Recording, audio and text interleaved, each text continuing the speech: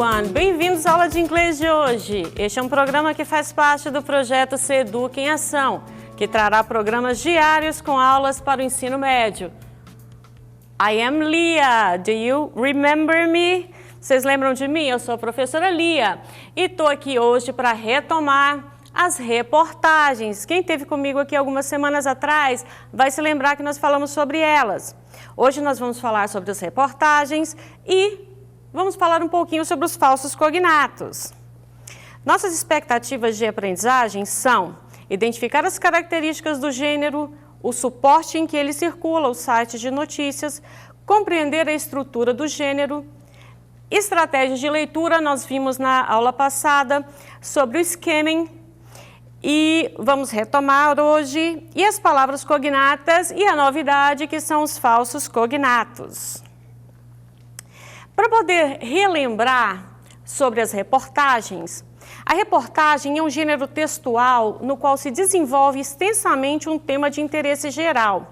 A reportagem é mais que uma notícia, não só verifica os fatos, como apresenta suas causas e seus efeitos, a origem dos acontecimentos, ocupando assim, muitas vezes, páginas inteiras de jornais ou revistas. Daí você está perguntando, poxa, e tem diferença entre reportagem e notícias? Sim, as news, como são conhecidas as notícias, elas são menores do que a reportagem. As reportagens são textos mais extensos, mais bem elaborados. As notícias, elas são mais curtinhas. Essa aí é a diferença entre os dois.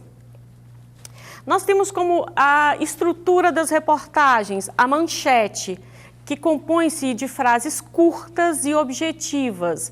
Apresenta-se em letras de maior destaque, visando despertar o interesse do leitor para o que quer se comunicar. Então, a manchete é aquele título enorme que vem de chamada ali no jornal, no veículo eletrônico, numa revista. O título auxiliar é aquele que complementa o título principal, isto é, a manchete, com o objetivo de aumentar o interesse do leitor pelo conteúdo da notícia ou reportagem. O lead, vocês lembram que falamos também sobre o lead de reportagem? Pois é, constitui o primeiro parágrafo que apresenta de forma resumida aspectos relevantes da informação sobre a qual a reportagem ou notícia versa. Respondemos a questões como what, who, when, how, where and why. O corpo da reportagem, que consiste no texto desenvolvido com a apresentação mais pormenorizada dos pontos relevantes ao assunto tratado. Vocês também se lembram que falamos sobre os cognatos, falamos sobre cognatos e o skimming. Vamos retomar aqui sobre os cognatos, vocês se lembram do que se trata? Os cognatos são aquelas palavras que são parecidas com a língua portuguesa, aquela que você dá uma olhadinha nela e fala, poxa, estou sabendo que isso daí significa tal tradução. Por quê? Porque ela se parece. Eu tirei alguns exemplos para vocês darem uma olhada. Nós temos problem, por exemplo. Problem, automaticamente você olha e você já sabe que é problema. Different, material, system, idea, potential, offensive, future, economy. Todas essas palavras vocês, sem dificuldade nenhuma, conseguem traduzir. Por quê? Porque elas são muito parecidas com o português. Porém, como pegadinha para vocês, nós temos o quê? Os falsos cognatos. O que são esses falsos cognatos? São aquelas palavras que também são conhecidas como heterossemânticas, que são muito semelhantes na grafia e na pronúncia em português, mas possuem significados diferentes em cada língua. São conhecidas também como falsos amigos, como nós falamos, os falsos cognatos. Eu conversei com a professora Luciana, professora de espanhol de vocês, e ela falou assim, poxa Lia, é verdade, muitos alunos acreditam que o espanhol ele é muito fácil por se parecer com a língua portuguesa, mas acabam o quê? Caindo em algumas dificuldades, porque há muitos falsos cognatos. E aí eu retirei algumas para vocês darem uma olhada. Por exemplo, borracha, que parece borracha, mas é bêbada, criança, direção, embarazada, que eu mesma já caí nessa daí, goma, saco, taça e vaso. Luciana, me perdoe pela pronúncia, tá? I'm an English teacher, please. Esses exemplos aí eu tirei de espanhol para vocês verem que tem falsos cognatos em todas as línguas, tá bom? Mas vamos falar o quê? Dos falsos cognatos em inglês. Olha só, parents. O parents causa muita confusão. Por quê? Porque se parece muito com parentes, ficando faltando só a letrinha E. Por exemplo, mas no caso de parents, não significa parentes, significa pais. Parentes, realmente, seria o quê? Relatives, que você poderia se confundir com relativos. Então, quando vocês virem parents, lembrem-se que parents são pais. Pretend, essa daqui causa muita confusão. Por quê? Porque se parece com pretender, porém não tem nada a ver com pretender, gente. Pretend é o verbo fingir. Olha só que diferente. Viram pretend? Saibam que é fingir. Porque pretender é o verbo intend.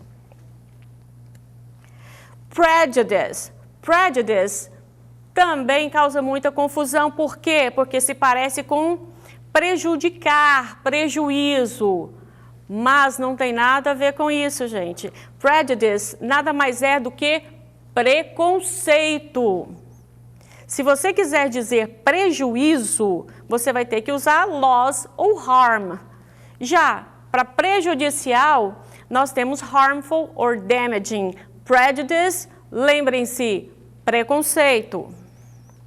Lunch, super comum vocês convivem o tempo todo com essa palavra.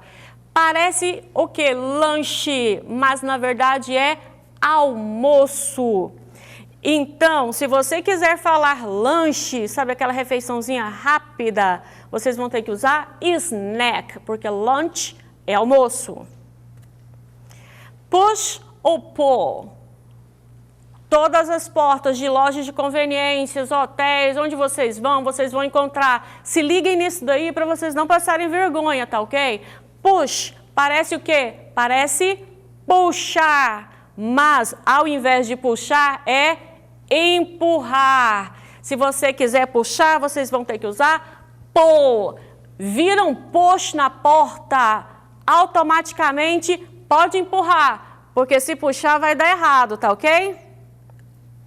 Tirei outros exemplos aqui para vocês darem uma olhada, que os falsos cognatos, eles estão sempre inseridos nos textos de todas as provas, do Enem, de provas de concurso onde há língua inglesa como disciplina a ser explorada. E vocês que estão aí em casa, aproveitem este tempinho que vocês têm para poder dar uma pesquisada, porque a lista de falsos cognatos são muito grandes, é muito grande. E vocês podem aproveitar esse tempo para dar uma olhada e dar uma estudadinha. Nós temos o quê? Library, parece livraria, mas significa biblioteca. Se você quiser falar livraria, você vai ter que usar bookstore. Mayor, parece maior, mas é prefeito. Se você quiser maior, vai ter que usar major. Costume, parece costume, mas significa traje. Se você quiser costume, terá que usar usual. Fabric, parece fábrica, não parece? Mas é tecido. Se você quiser usar fábrica, você vai ter, se você quiser usar fábrica, vai ter que usar fabric ou factory. Novel, parece novela, mas é romance. Se você quiser dizer novela, vocês vão usar soap opera. Pasta, parece pasta, mas significa macarrão, e em espanhol também. Se você quiser usar pasta, aquela pastinha, é folder. Support é o verbo apoiar, parece o quê? Suporte, suportar. Se você quiser usar suporte ou suportar, vocês vão ter que usar o verbo stand. Realize é o verbo perceber, parece realizar, não é mesmo? Mas realizar é make true. Rapidinho aqui a gente vai ver um texto para vocês perceberem que existe essa inserção de falsos cognatos para poder fazer com que vocês se atentem para tradução e compreensão. Nicotine addiction. Dr. Alex Boback, the head of SCAPE, Smoking Cessation in Primary Care, said the addiction to nicotine was so strong that even after a heart attack, 60% of smokers resumed the habit. Smoking kills half of all lifetime smokers, he said, adding that motivation, treatment, and support were needed to help people quit. Despite the availability of anti-smoking treatment and support groups, Boback said only 22% of smokers throughout Europe said they thought of consulting their family doctors to seek help to stop smoking. Eu coloquei em vermelho aí para vocês os falsos cognatos. Addiction parece o quê? Lembra adição. Mas na verdade, to addict é o verbo viciar. No caso aqui, vício. Resume parece resumir, resumido, por conta do ed no final. Mas na verdade, o resume é o verbo retomar. Quit parece alguma coisa com quitar, não é? Mas ele é sinônimo de stop. Quit é o verbo parar. Support, nós vimos, agora ali no slide passado, que suporte é o quê? Não é suporte, é apoio. Então vamos aqui. Dr. Alex Boback, o chefe, né, da SCAPE, que é um centro de tratamento para quem quer parar de fumar, disse que o vício na nicotina era tão forte que mesmo depois de um ataque cardíaco, 60% dos fumantes retomaram o hábito. O fumo mata metade dos fumantes durante a vida, ele disse, adicionando que a motivação, tratamento e apoio eram necessários para ajudar as pessoas a pararem. Mesmo com essa disponibilidade de tratamentos de antifumo e grupos de apoio, Boback disse que apenas 22% de fumantes pela Europa disseram pensar em consultar os médicos, né, para parar realmente de fumar. E é isso aí. Demos uma retomadinha, uma pincelada. Espero que vocês aproveitem para estudar.